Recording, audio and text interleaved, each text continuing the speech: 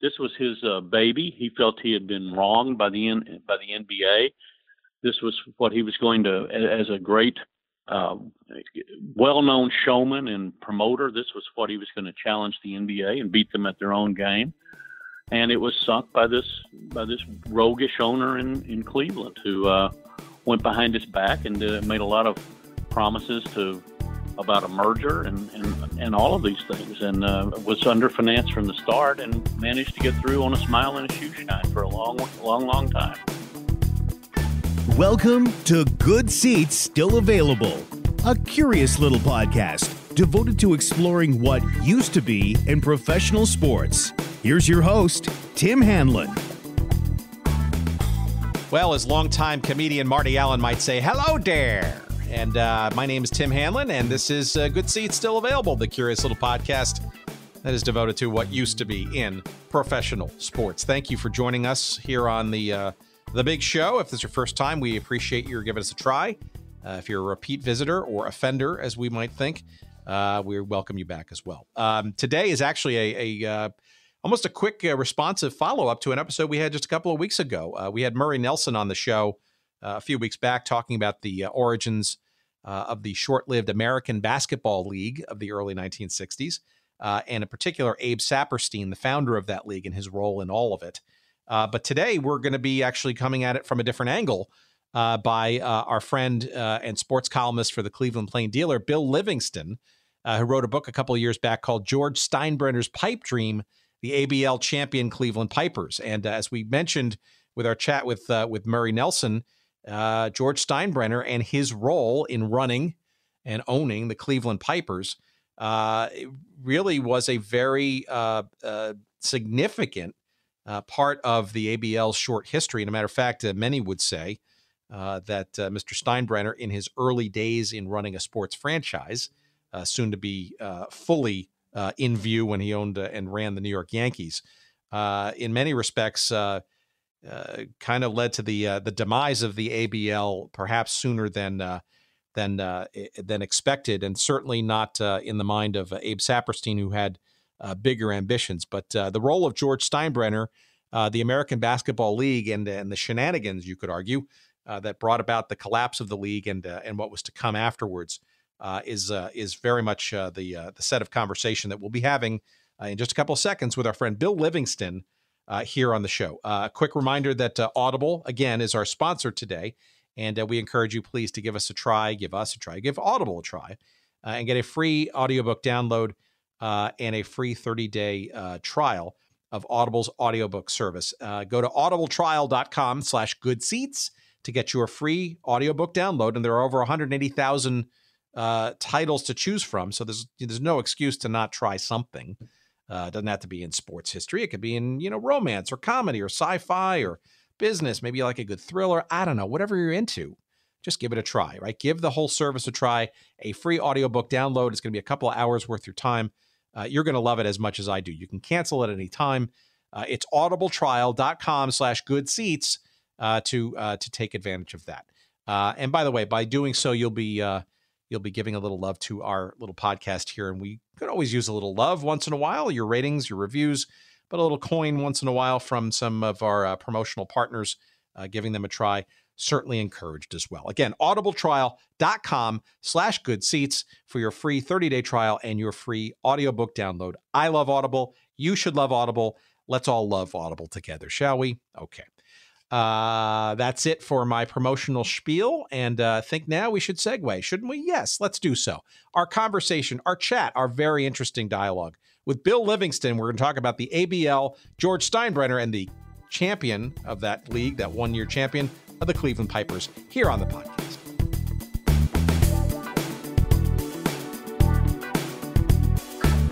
I guess I'd love to kind of just get a sense of how you even got interested in the topic. Obviously, you've been a sports columnist with the Cleveland Plain Dealer for some time, but I suspect that the interest around this story didn't necessarily emanate from your day-to-day, or maybe it did.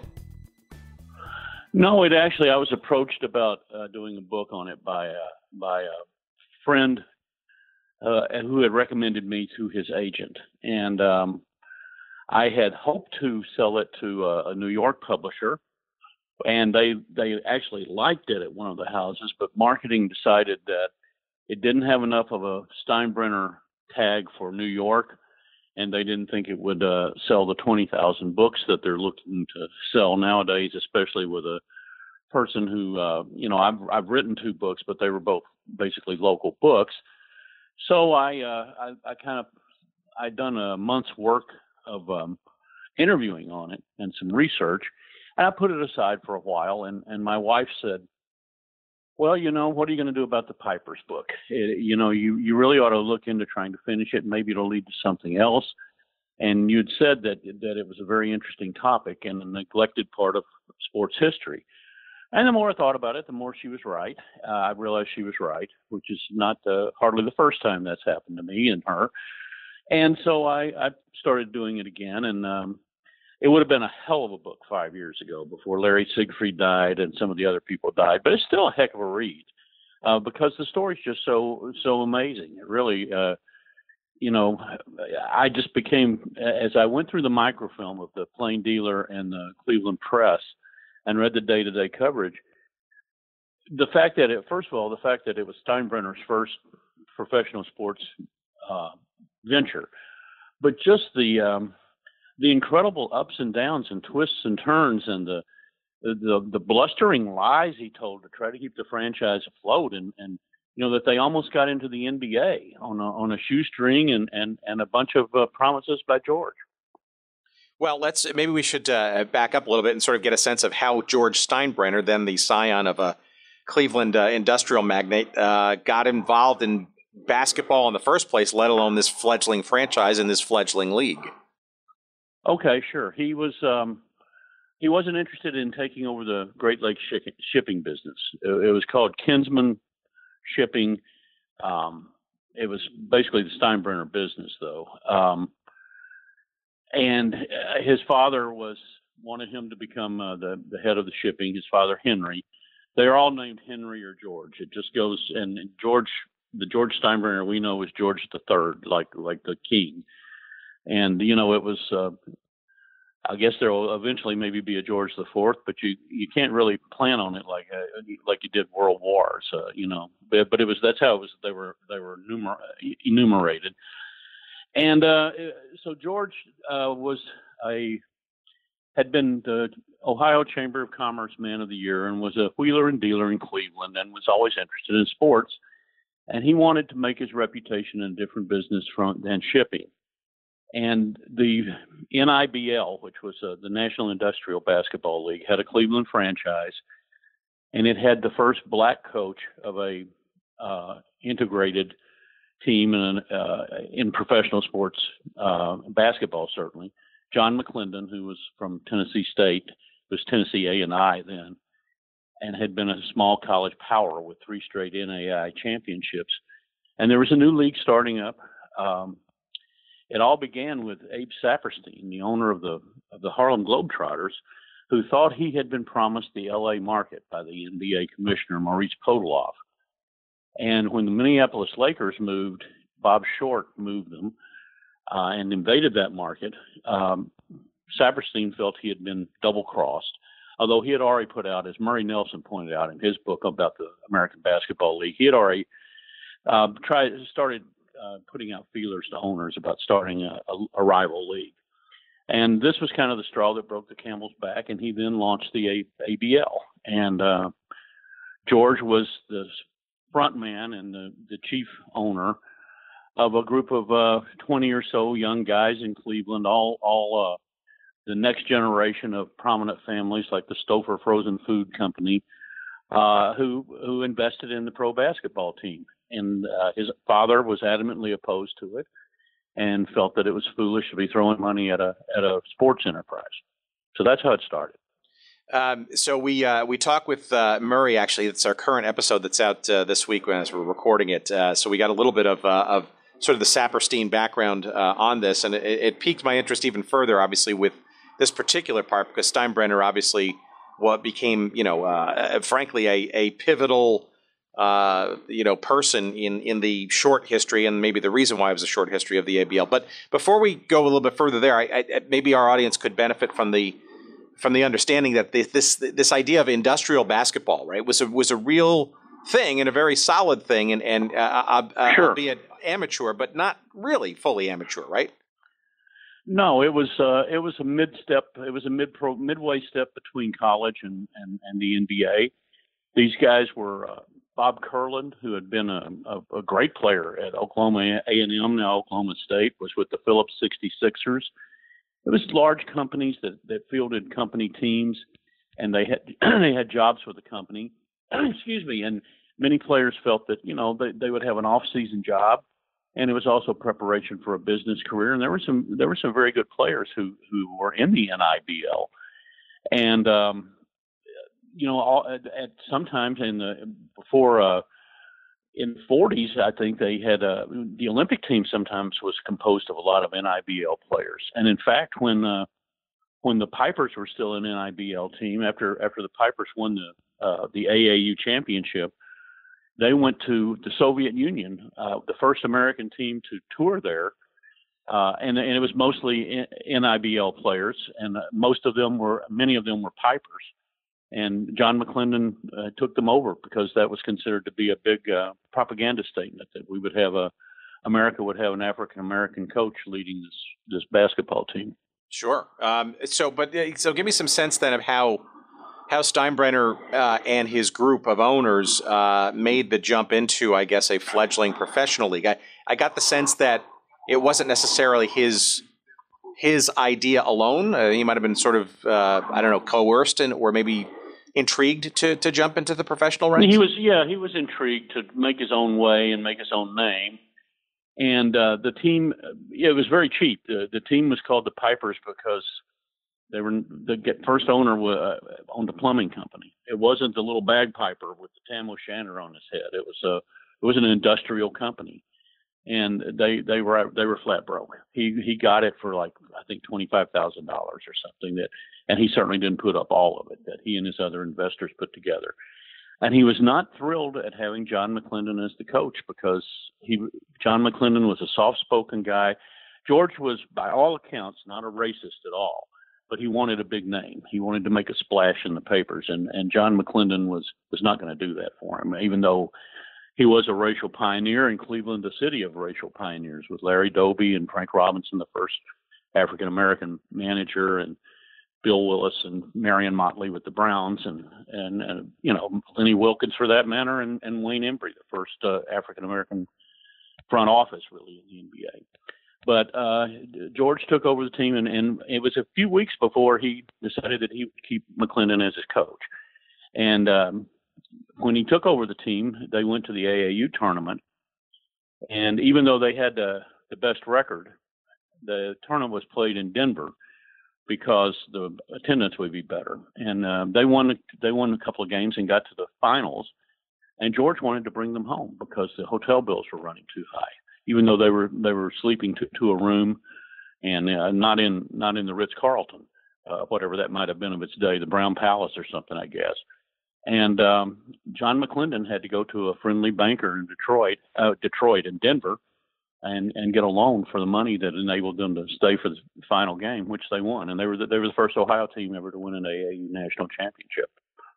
And after that, the team was a winning team, so he pretty much had to keep McClendon on as his coach as they went into this new venture, the ABL. So what was the relationship between Steinbrenner and Saperstein, right? Because obviously Saperstein was the main engine, I guess, behind creating this new league. I mean, it seems like that Steinbrenner would have to be somewhat impressed or, convinced by somebody like Saperstein to say yes and to join in.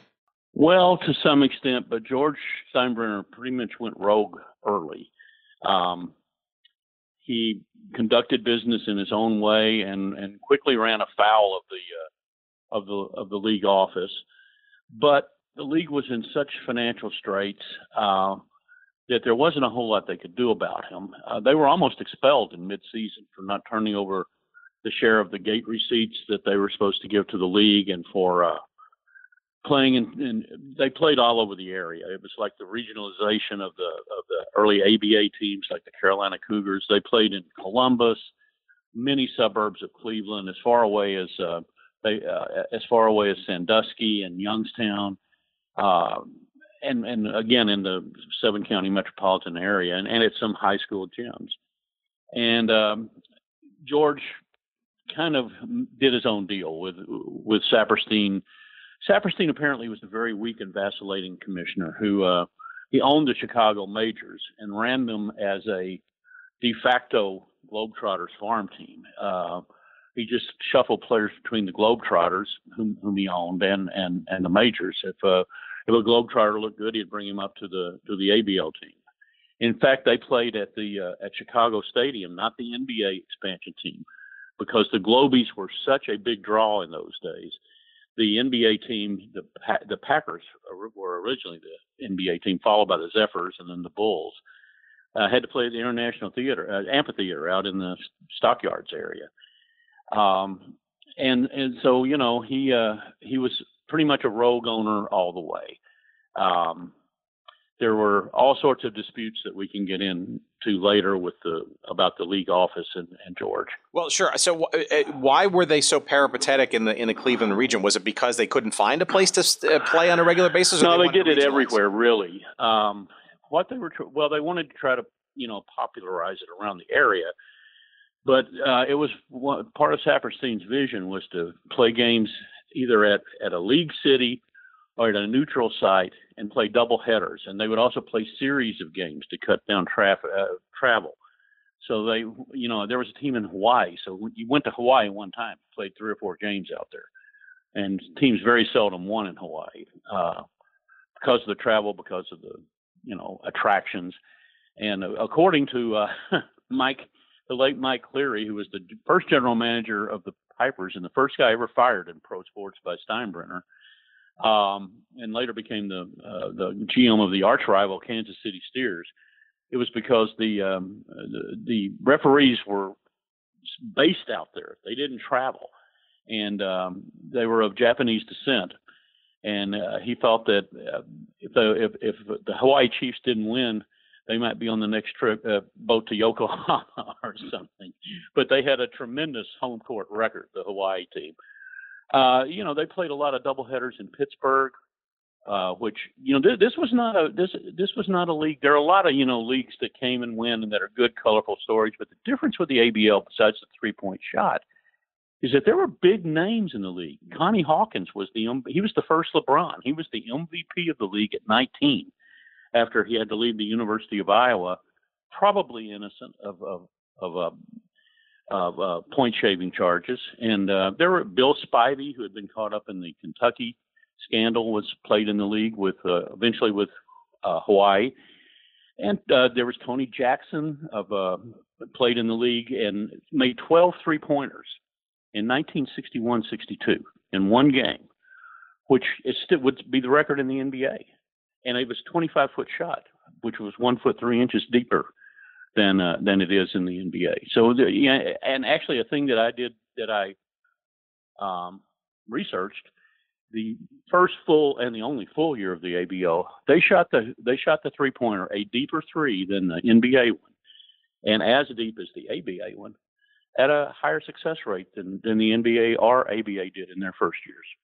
That's amazing. What about to Cleveland for a second, though? Why, though, within Cleveland did they play in so many arenas?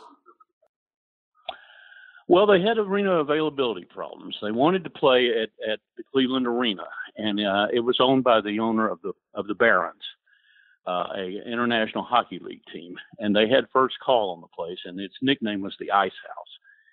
So their backup was Civic Arena, Civic Hall, which that's not its name. I'm blanking out on it, but it's still Public Hall. It's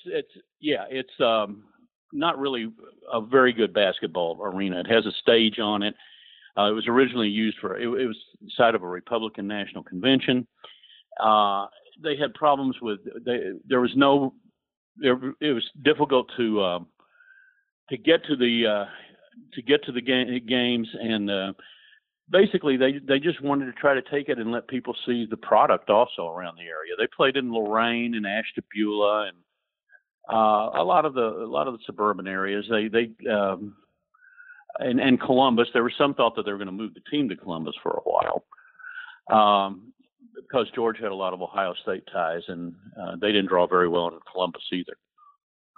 Well, that had to play havoc, though, with drawing people on a consistent basis to see the games, right? Because they didn't know where the stadium was. They're going to play the game. No? Not only did they not know where the stadium was, or who sometimes they didn't know who they were playing. A controversy arose later in the season where they were supposed to be playing, I think it was the San Francisco team, the Saints, and instead they wound up playing maybe they were supposed to be playing the Majors, and there was a doubleheader, and they played the other team at the doubleheader because San Francisco, we heard, couldn't get there. With the papers first reported that San Francisco couldn't get there because of bad weather. Well, what it turned out later was George was refusing to go to the West Coast because he was hemorrhaging money, and he wanted to cut out the costly trips to the West Coast. And L.A. had already folded, the Los Angeles Jets, which was originally coached by Bill Sharman. San Francisco said, then we're not going to go to the Midwest, and they just didn't come. This is the type of rebellion that was going on in the league. The schedule was just a fluid thing that Saperstein made up on the fly. It was not an uncommon thing for the schedule that was listed in the paper that morning to be wrong. That's interesting. So let's bring it back to Cleveland then and Steinbrenner, right? So is he trying to basically take advantage of this craziness and lack of stability and to his advantage already, or is this is a pattern? He was just trying to stay afloat. Okay. His father wouldn't let him touch the family money, and he was just promising things and borrowing money and just trying to get the league going. And his goal was always to get out of this, as he called it, a bush league near the end of the season and get into the NBA. And of course, I don't know how many listeners know this, but they signed Jerry Lucas out of Ohio State, who was the kind of the Larry Bird and Bill Bradley of his day, the greatest white player in the game and the greatest scholar athlete in the game. And it was just stunning for this fly-by-night league that didn't draw anybody to get the most popular player on the most publicized team in the country. And that's how they got their NBA invitation that never came across because they couldn't pay the indemnity payments. But all along, he was looking for a bigger stage, and that's why he wanted a bigger name coach. Well, okay, so let's unpack that for a second because, in the middle of that first season, right, the shades of what was to become a very obvious and renegade George Steinbrenner certainly started to show through, right, because he ultimately did indeed figure out a way to create or engender a rift with Coach McClendon to the point where, right, depending on who you ask, McClendon either quit or was fired and replaced, right? So what's the story there? It's clear that besides hemorrhaging money and trying to watch the pennies, Steinbrenner was still starting to show meddling interest, I guess, in making sure the team worked. Yeah, he traded a player at halftime to the team they were playing that night. He traded Grady McCollum, a sub, to the Hawaii Chiefs whom they were playing that night in Cleveland, and wanted him to suit up and play against his teammates in the second half. And a tearful McCollum told John McClendon that, and McClendon was outraged, said, "You don't have to do that. Just go sit in the stands. You're not going to have to do anything like that." They had a first half playoff and a second half playoff, a split season, starting again after the first half playoff. The Pipers had 2 of the 3 games at home and managed to lose in 3 games to Kansas City, losing the 3rd game at home. And George went ballistic, and as part of it was his peak and just petty anger at the team that they had not won the championship of the first half, and the winner of the first half automatically went to the finals. That was the format. And part of it was he didn't have the money. He refused to pay the players, and this eventually leaked out to Bob Sudik of the press who covered them. And the players were going to boycott. They weren't going to go to a game in Pittsburgh if he didn't pay them because several of them were married and had children, or certainly had significant others living with them, or even though they didn't have children, they were married, and they had bills to meet. And there was almost a boycott of the, and Steinbrenner eventually gave in and paid them with a lot of recriminations about that. So that sort of infamous mid-game trade, and then the reaction of McClendon of that trade, that was all predicated from or around losing that first half season series. Right. And George also was a guy who, he was didn't want to be loved. He wanted to be feared and respected. And there was a game where the Pipers were playing in Pittsburgh, and they were saving money. It was a 2-hour drive. They were in station wagons, and one of them had a flat tire, and Coach McClendon stayed with the stricken vehicle and sent the starters on in the other one. And by the time they got it fixed and got to the arena, it was the second half. And he had told Jack Adams, who was his point guard, you're the player coach until I get there. And when he got there, they were solidly ahead, and they wound up winning the game by about 20 points. So McClendon just sat on the bench and let Adams continue to coach. And Steinbrenner went crazy about that and said, "What am I coaching you for? What am I paying you for if you're not going to coach?" He said, we won the game. I didn't have to do anything. We have a good team, and we were winning the game. So McClendon was a guy who, as someone said, who was with the Pittsburgh Wrens, that was a marriage made in hell. It was never going to work between a laid back, diffident, and yet, a core of steel about his personal dignity, like John McClendon, and a bombastic, temperamental, explosive person like George Steinbrenner. Yeah, but by all accounts, McClendon was a well-regarded, almost revered figure, right? I mean, he was largely responsible for he recruiting. wasn't the big name that George wanted. Oh, absolutely. Yeah. His faculty advisor at the University of Kansas was Naismith, was James Naismith. He had wanted to go to Springfield College, where Naismith had, of course, invented basketball. And his father said, "Well, he's on the faculty at the University of Kansas, and the family they grew up, I think, in the Kansas City area." He said, "Why don't you go to Kansas?" And McClendon was his faculty advisor was James Naismith.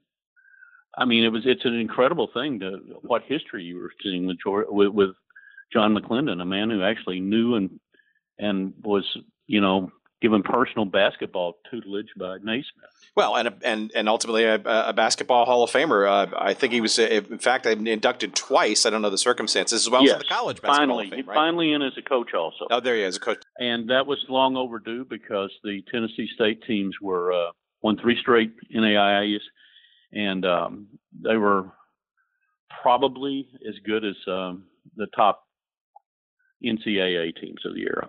And McClendon was responsible for among other things, bringing in Dick Barnett, right, who was quite the phenom. Sure. Right? Well, he brought a lot of his Tennessee State players in, and Barnett was the best one he ever coached. And Barnett was backed up, wasn't getting playing time in Syracuse. And, he was an African-American man in Syracuse in the late 50s and early 60s. It wasn't a whole lot of social life. And certainly not the type of social life you could get on the north side of Nashville at Tennessee State. And he left and came to the Pipers, and there was a lawsuit about it. And the strategy of the lawsuit all the time was to just bleed the ABL owners. They would eventually make a monetary settlement. And, had the ABL owners had the pockets of the AFL owners, there well might have been a first merger and not wait until the ABA, but they did. They weren't well financed enough to withstand the court costs that were thrown at them. So is it fair to say that most of the owners, despite maybe their stomachs being maybe larger than their eyes being larger than their stomachs, or whatever the analogy is, wanted to effectively to challenge and then get into the NBA eventually? Well, the top teams did. Certainly Kansas City wanted to, and Pittsburgh wanted to. Pittsburgh had Connie Hawkins.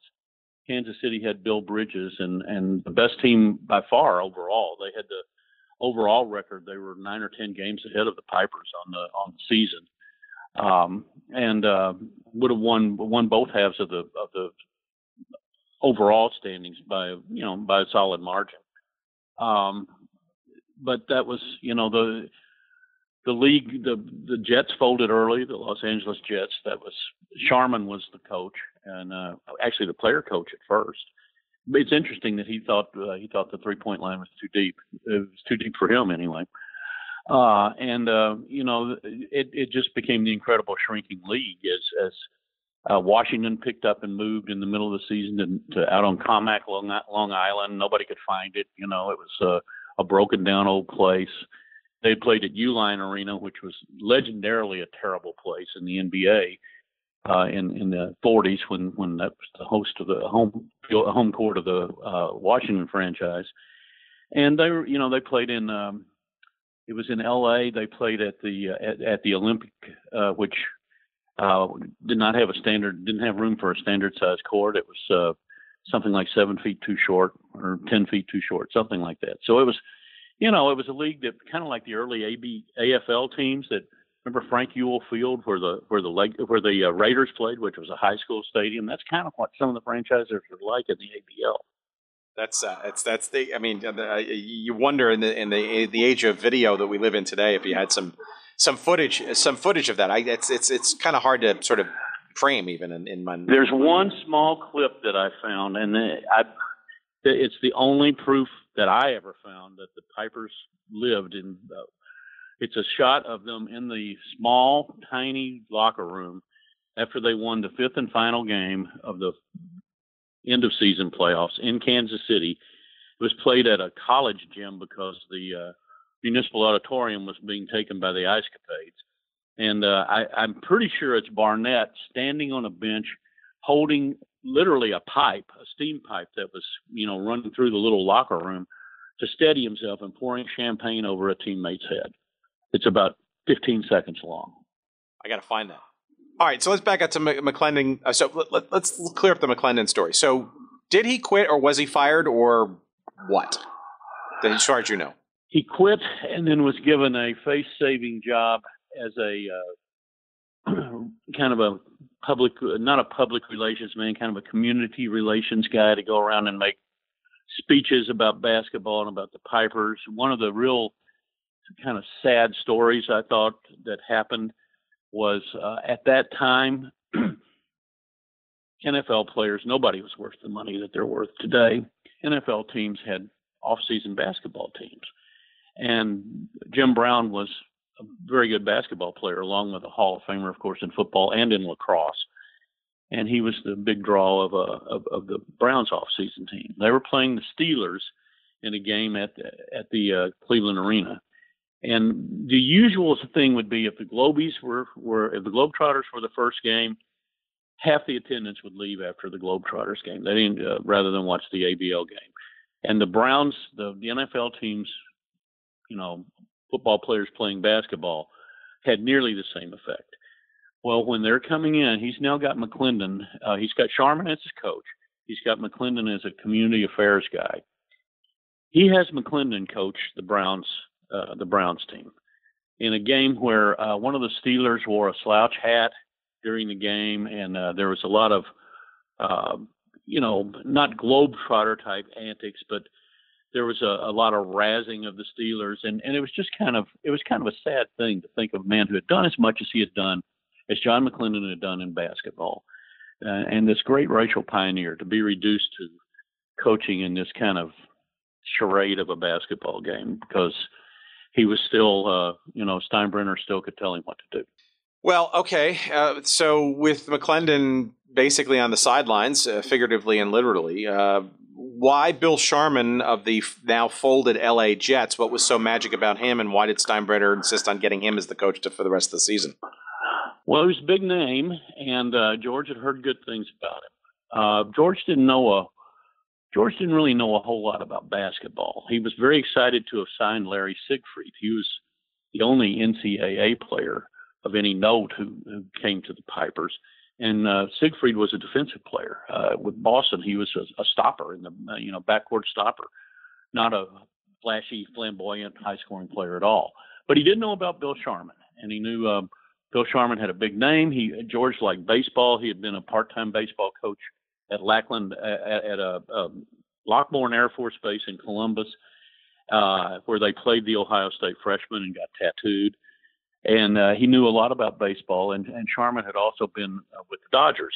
I don't think he ever had an at-bat, but he was on the roster, called up in September. And so Steinbrenner, he became available, and, somehow Bill moved over here and put in a lot of the things that became standard in the NBA, the game day shoot around, and he was a big proponent of conditioning and visualization of success, and he was way ahead of his time in those ways. And made some lineup changes, and they were 2-7 in the second half when he took over, and they wound up winning the whole thing. So it was the right move to make, possibly just because he had so much big name credibility, and from his playing career too. George respected that compared to McClendon, George left him alone. I mean, he didn't second guess him as much. He didn't barge into the locker room at halftime. It was a much more sedate operation with a guy like Sharman running the show as coach.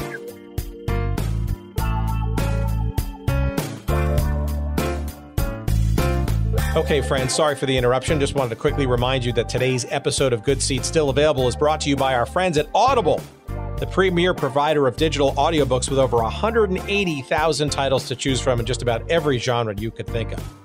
Audible titles play on iPhone, Kindle, Android, and more than 500 devices and MP3 players for listening anytime, anywhere. And for a limited time, my audience can listen to a free download of any book that they choose, as well as get a 30-day free trial when you go to audibletrial.com/goodseats.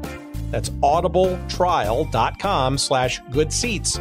And you can choose from over 180,000 titles, as we said, including one that I'm listening to right now. It's called The 10-Gallon War by John Eisenberg. That's the story of the NFL's Cowboys, the AFL's Texans, and the feud for Dallas's pro football future. Another one on my list, which I have yet to download, but is on my queue, that could be interesting to our audience here, is called The National Forgotten League by Dan Daly, entertaining stories and observations from pro football's first 50 years. Those are just two of the many thousands of titles to choose from, and not just in sports history, but you name the genre that you might want to listen to, and Audible's got it. By the way, two guests perhaps that we'll have on the show, hopefully sometime soon. But again, go to audibletrial.com/goodseats for your free 30-day trial, as well as your free audiobook download to try it out for yourself. Again, that's audibletrial.com/goodseats. And now, back to our conversation.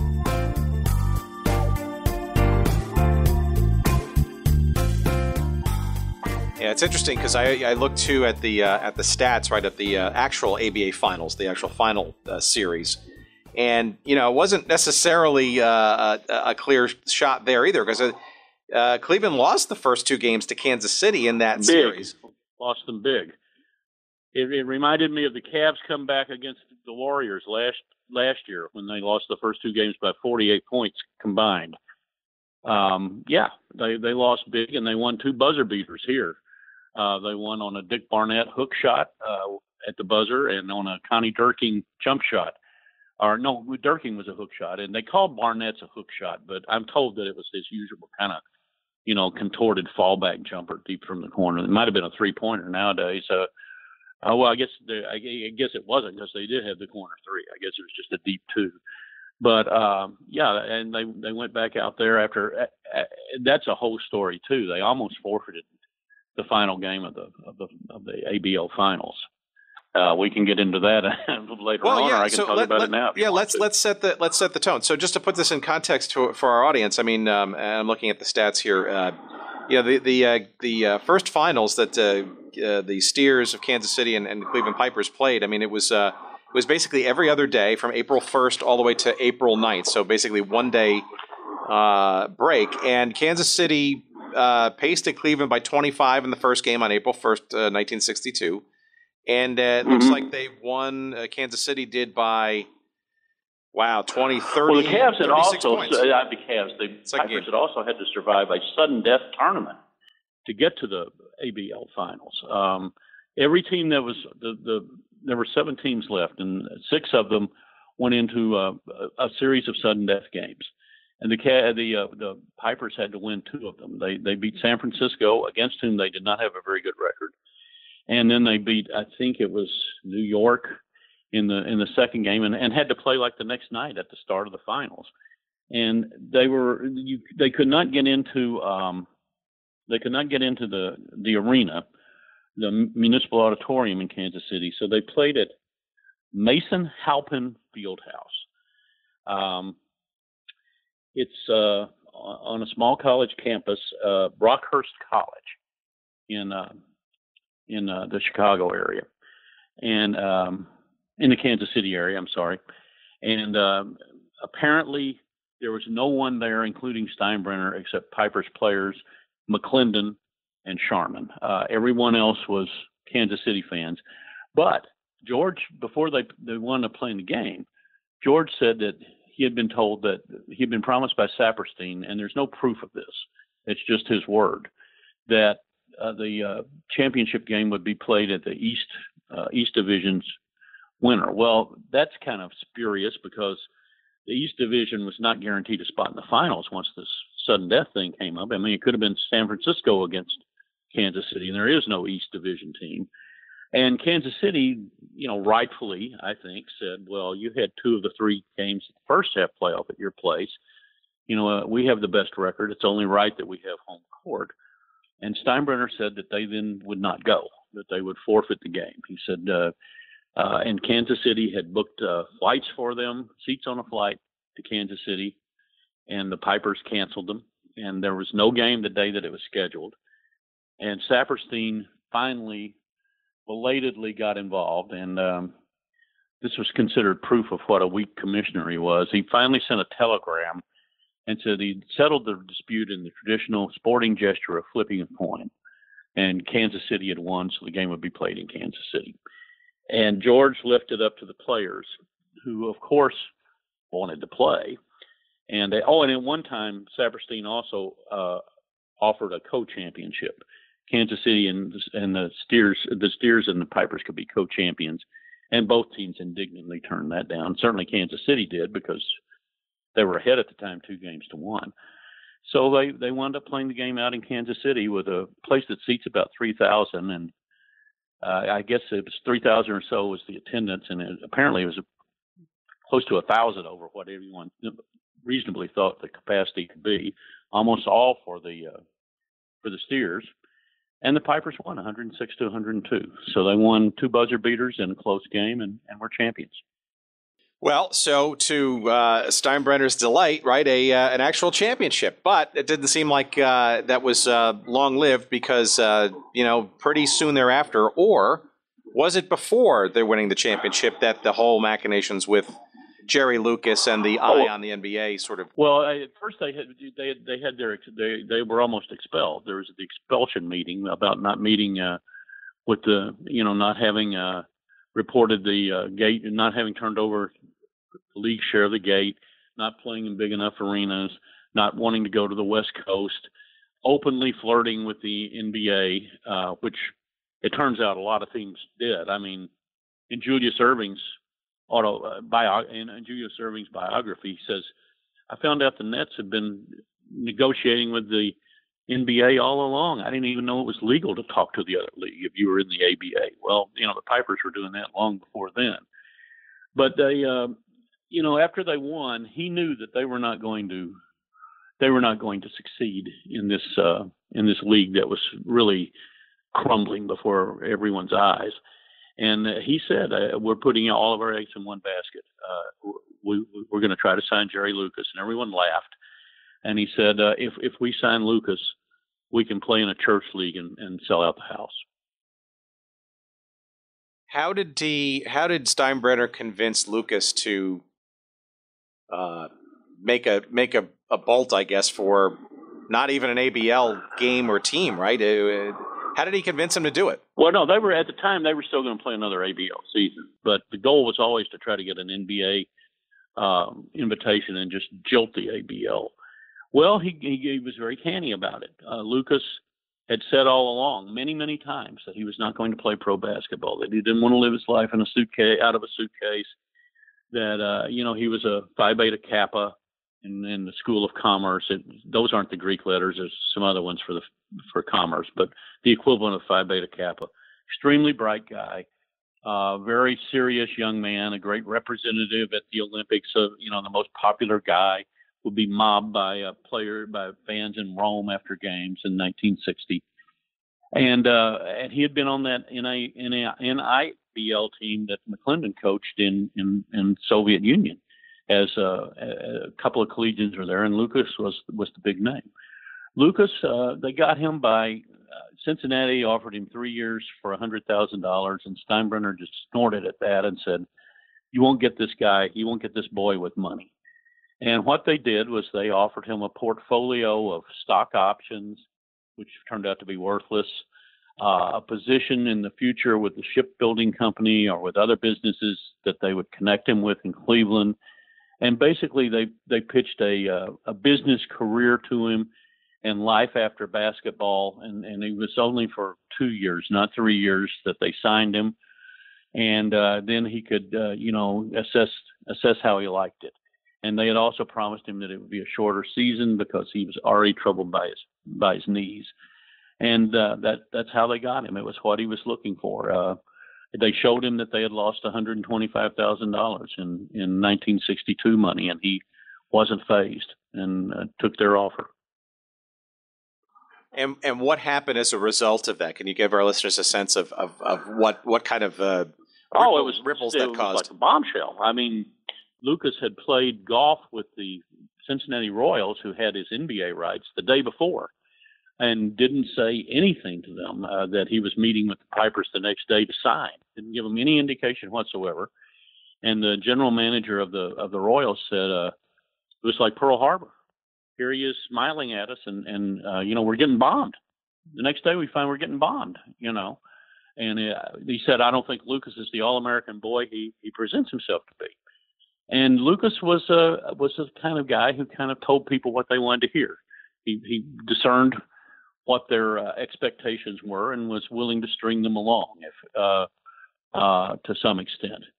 And George was considered, Steinbrenner was considered just the magic man in Cleveland. I mean, he had been mercilessly and fairly ripped for the way he behaved as owner, and now he was the toast of the town. And there was a big piece by Arthur Daly in the New York Times talking about this miracle that the only reason that they got into the NBA, and it was by a 6-3 vote, which was the minimum. You had to have a 2/3 approval. They needed a 10th team to balance the schedule because one team was always idle. And they squeaked in the vote, and it was solely because of Lucas. The box office appeal of this in a sport that was becoming more and more black, this white player, the great white hope out of Ohio State, the Buckeye boy from a small town, middle town between Dayton and Cincinnati, who had led the Buckeyes to 3 championship games and 1 national championship, and probably would have won another one, except he was hurt in the 3rd one. It was again, it was kind of like a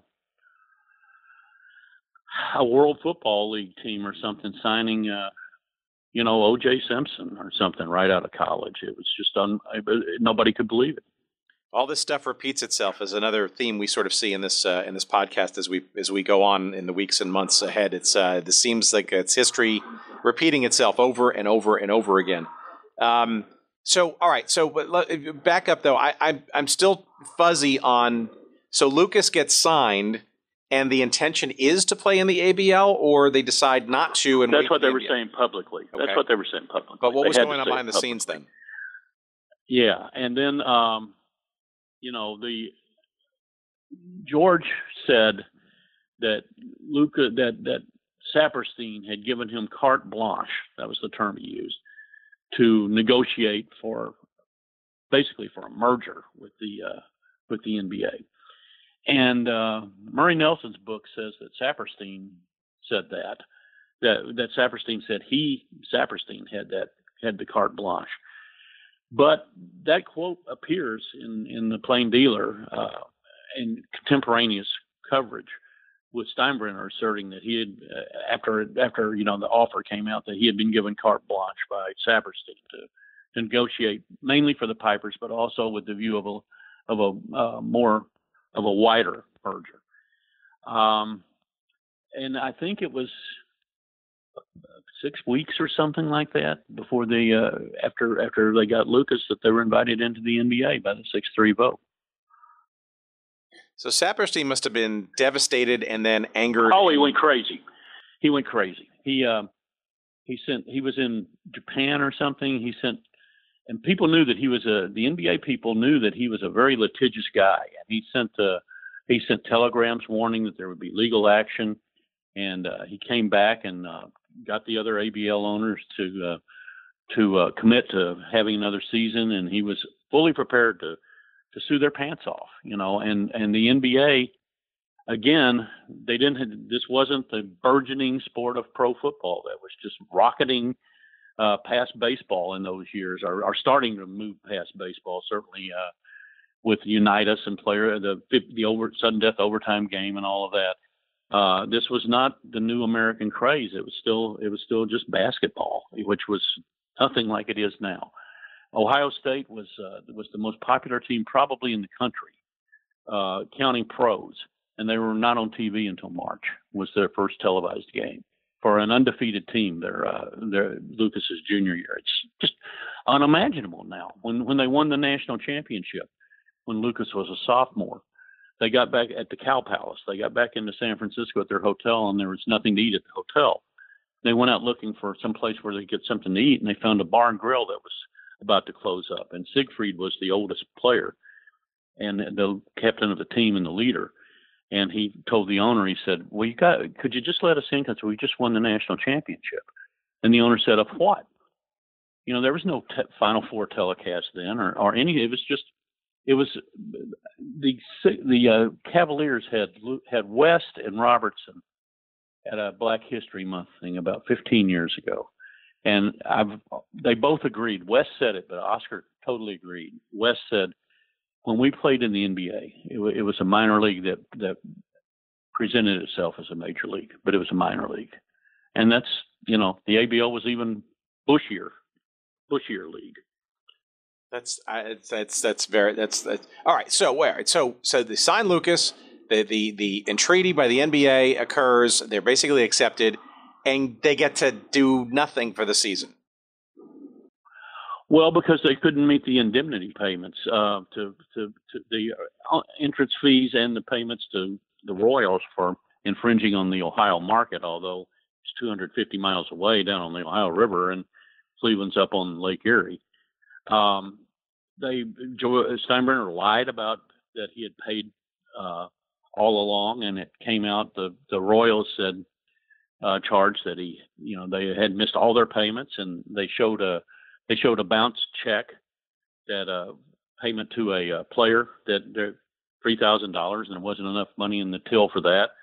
When Mike Cleary was the general manager, he said the bank where that cashed the checks was in the same building as their offices, and he said when those checks came up, he said I ran downstairs and I got my money because I knew there wasn't enough in that till for everybody. So.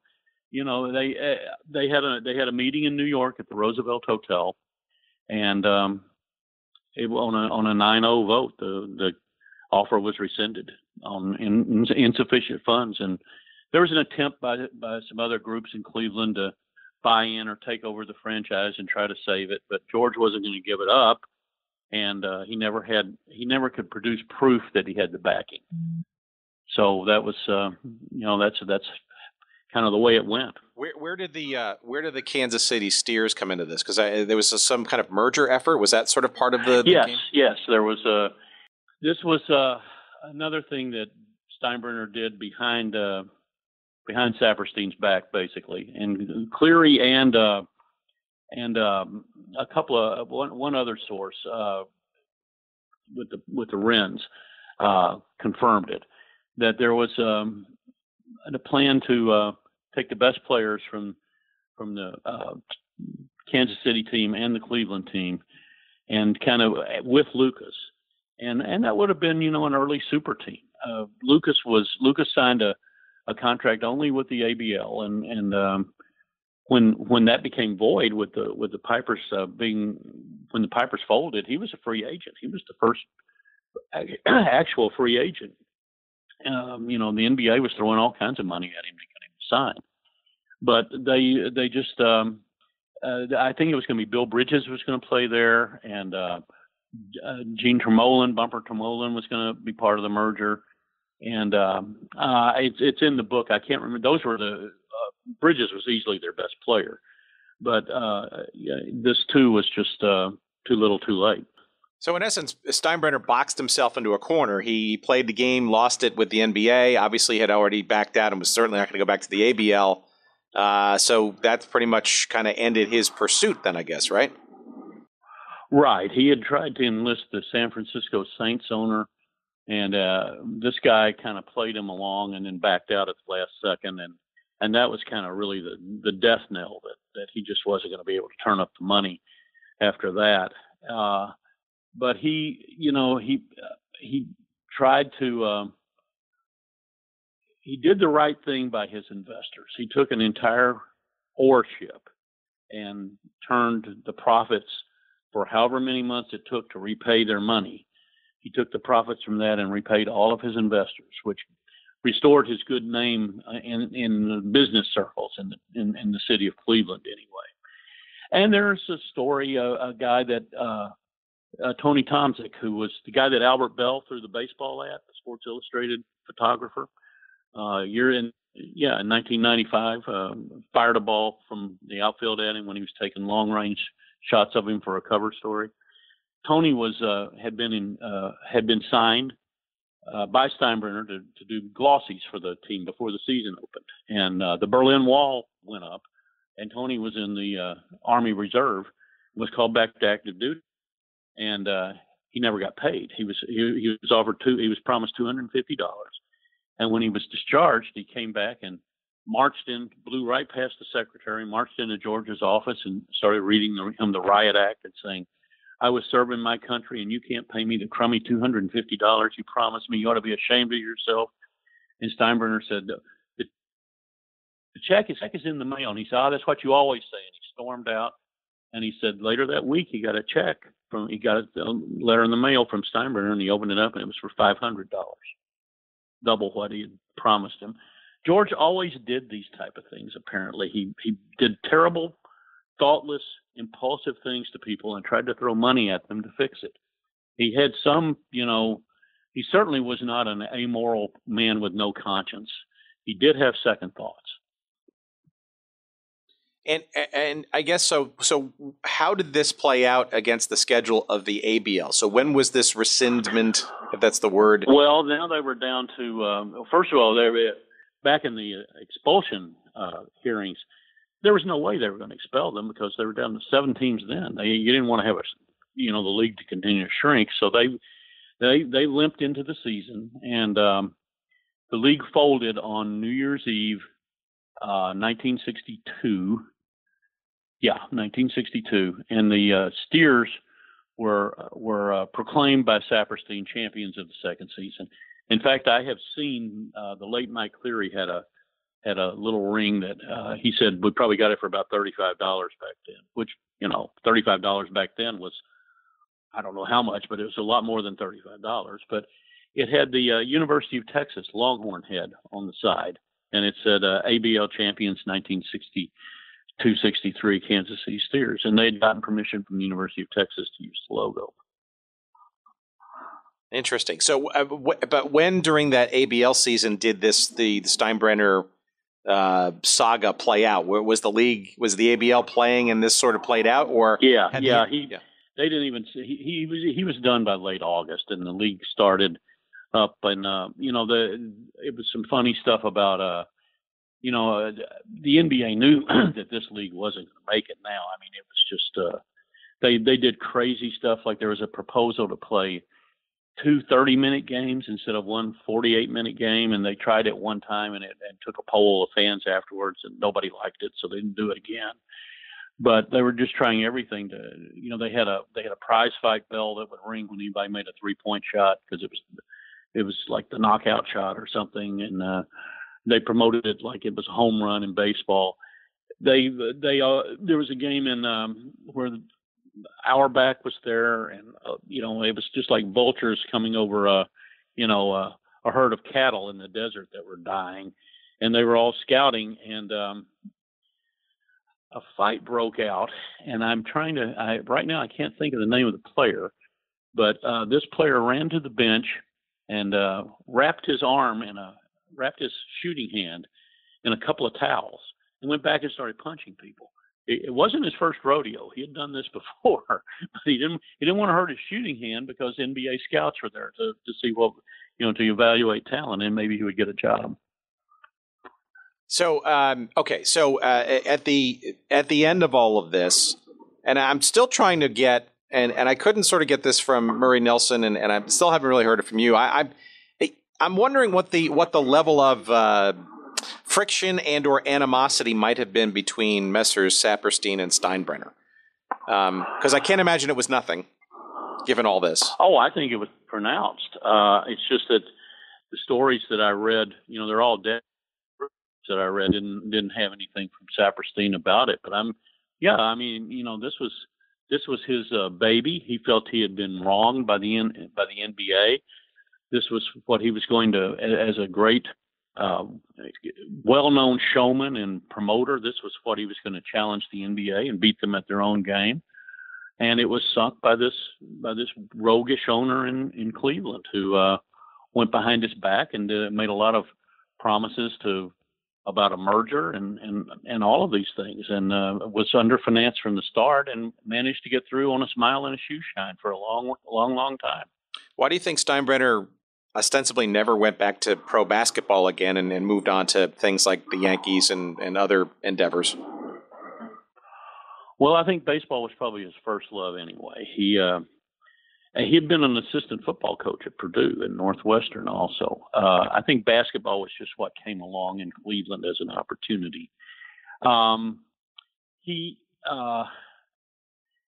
told Sudik about a year after the team folded that he knew that he was never going to be a guy who would inspire love and affection, and players were going to play for him. They would play out of fear of him. And he felt the only way he could succeed was to, he said, everybody's got 10 more percent to give. No matter what you think, you've got 10 more percent that you can give. And he felt by goading them, and sometimes, he had, if they did well, he was, would give bonuses, which were probably illegal, or take the team out to dinner and things like that. But he felt that he could browbeat and intimidate and threaten to trade people even at halftime of games and squeeze the most out of them. He didn't want to be loved. He wanted to be feared and respected. And how about Lucas after all of this? Did he have any hard feelings, or did he kind of presage this? And did he think this was going to happen? Well, he signed a personal services contract with the Marks Advertising Agency, which had been one of the groups that tried to come in and kind of usurp the Pipers from Steinbrenner in his death throes. And he got paid regardless. It was one of these contracts like if the world ends, he gets paid the next day anyway. And he, after all the comments he had made, there was an excellent piece in the press that just listed all the comments Lucas had made about he would never play in Cincinnati because he was just reviled by the Cincinnati fans when he went to the ABL, and a columnist in Columbus criticized him for it, saying that if we'll never know how good he was because he chose to go to this Bush League, and we know he'll lead the league in points, rebounds, and checks cashed, and things such as that. Lucas, eventually wound up going back to Cincinnati, and it was almost like comments from the current president. One day it's black, and the next day it's white. Everything was sunshine and daffodils with the Royals now that he was going to play for them. He had no hard feelings towards Cincinnati and never meant to say anything detrimental about Cincinnati. It's remarkable. Jerry Lucas was a politician. He would tell you what you wanted to hear. Okay, last question then. Legacy in Cleveland, to the extent that there is any. Obviously this league didn't last for very long, and this episode with the Pipers didn't last even as long as the league did. Was there any lasting legacy? Does anybody kind of really remember this aside from your writings and a few others? I mean, obviously the league itself had some legacies, like the 3-point shot was huge. Yeah, I don't think anybody thought the three-pointer was going to revolutionize basketball to the extent that it has. It proved that a teenage guy could be a great success at some level of pro basketball with the Hawk. Proved, I guess, that there was most of the cities that were in the ABL, with the odd exception of Pittsburgh, wound up getting NBA franchises. Cleveland got one. There were others. San Francisco, the Warriors moved out there and became the San Francisco Warriors. They didn't have a Denver franchise, but several. There were Washington got one eventually. There were Kansas City. Kansas City got the Kansas City Kings. Rochester moved out there. A lot of those cities wound up getting NBA expansion teams down the road because I think they had shown that with a little better financing, that there was at least some sort of a market for it, and also the media markets, the television markets. For Cleveland was a top 10 television market then, and it's still in the top 20, I think. Really, I think there's not all that much, although at the first chapter of the book after the introduction is a quote from Barnett, who told me, I always say that we won a championship in Cleveland and LeBron James didn't, but nobody remembers the Pipers. Well, when the book came out, I signed a copy and gave that to LeBron after a practice and asked him to read this was before the 2015-16 season. And I asked him to read the italic precede before the first chapter. And he read it and started laughing. And I said, "You think you can make that obsolete?" And he said, "We're going to do our best." And that was the year they came back off the mat from 3-1 to the Warriors to win the championship. So that's great. That's a great story. I do think, though, that there are some people out there that feel that the ABL was the true, inspiration, I guess, for the ABA later in the decade. Oh, I think no question. I think no question about that. With the three-pointer and really, this might have been more Steinbrenner than a lot of people. The emphasis on colorful players and stars, getting Rick Barry to come over, and later on signing David Thompson out of college, and of course you had this phenomenon of Dr. J. That how did he ever wind up at a non-top school like UMass and play in the Boston market and still be a surprise to people, But they had him, and had been thrown out of Eastern Michigan for fighting and things like that. But I think publicizing individual players, the ABA really made its bones that way. But I think it kind of probably started with wanting Bill Sharman as a coach and trying to get Jerry Lucas as a magnet for the box office, and even getting Larry Siegfried before that. Right, and Abe Saperstein being rebuffed by trying to get a franchise to move to the West Coast and expand into other markets, and again, it's another theme we see. We see with the football, we've seen it with certainly with baseball. We see it over and over and over again. Sort of these. There were other players, that as I said, the stars make the league, and of course Connie Hawkins was the biggest name. But R.C. Owens played in that league. He only played 4 or 5 games. He was the roommate of Elgin Baylor at Idaho, and he played for an NIBL team that was an AAU champion before and he also, of course, the alley-oop pass came with him. Whitey Herzog was a referee in the league before he became a baseball manager. There's Merle Harmon was the voice of Kansas City. There were just a lot of people that became very famous for other things that passed through the ABL. Very, very, very interesting. Well, that's another reason why we do these conversations, because it's some fascinating stories. And I do want to recommend to our listeners. Our guest has been Bill Livingston. He's been a longtime sports writer for the Cleveland Plain Dealer and other places, and a twice nominated Pulitzer Prize Award nominee. I covered Dr. J in Philadelphia for 5 of the 6 years I was the beat man, and I've covered both tenures of LeBron James as a columnist here. I've been extremely lucky in my basketball writing. Well, the book that Bill wrote, I think it came out a year and a half ago or so. It's called George Steinbrenner's Pipe Dream, the ABL Champion Cleveland Pipers. It's published by Kent State University Press. It is available wherever good books are sold, including you'll find a link to it on our website when the show goes up, of course. And Bill, this has been Amazon too. You can get it on Amazon. Again, wherever good books are found, indeed. Yep. Bill, this has been fantastic and fascinating. And I wonder if there are any other, I don't know, forgotten sports projects rattling around the back of your brain as well, or are you petered out? Well, I did do this book. I wanted, I obviously wanted it to become a big success, but I honestly did have some real altruistic motives too. I think it's a very neglected part of basketball and history, both here and elsewhere, with surprisingly big names and surprisingly visionary rules. One other thing that they had the old international trapezoidal lane. They would have to use adhesive tape to put in the 3-point arc and the wider lane to prevent guys from camping out. They were a very visionary league in many ways.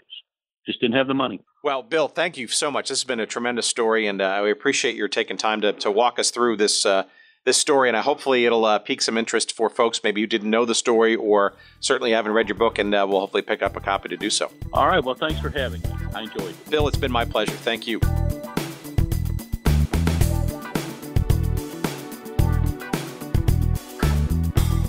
Okay, there it is. There's our chat with Bill Livingston, all about George Steinbrenner, all about the ABL.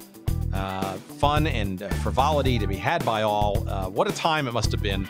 And who could sort of understand sort of the psyche that is and was George Steinbrenner. It would have been interesting to talk to him while he was still with us to kind of get a sense of what he was thinking truly by getting involved with professional basketball via the ABL and what he had in mind for Cleveland and, his sights on the NBA, why he didn't go back and try to get an NBA franchise after all that stuff in the early 60s with the Pipers. Just fascinating stuff. And our thanks again to Bill Livingston, who, again, wrote the book George Steinbrenner's Pipe Dream, the ABL Champion Cleveland Pipers, is available for purchase. It's published by Kent State University Press. And wherever good books are found or sold, you can find it there. You can find a link to it on our website. If you just find the episode posted on goodseatsstillavailable.com, you'll find a link to the book there. And, of course, that is the website that you can keep abreast of what's going on with the show in general. Again, that's goodseatsstillavailable.com. Lots to do there. You can send us email, get on our email newsletter list someday when we publish it for the first time. All kinds of good stuff there. Follow us on social media. We love that, too. On Twitter, that's at goodseatsstill. You'll find us on Instagram at goodseatsstillavailable. You will find us on Facebook. There's a page devoted to the show there. And, I don't know. Find us on iTunes for sure and rate us and review us.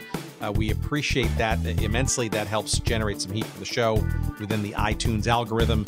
That's not a bad thing either. Anyway, our thanks to not only our guest Bill Livingston, but to you for listening to us, and increasingly so as our rankings keep telling us. There's clearly a passionate audience for what we do here, and we can't thank you enough for supporting us and letting us know how you like the show. Until next time, take care, everybody, and we'll see you soon. Bye-bye.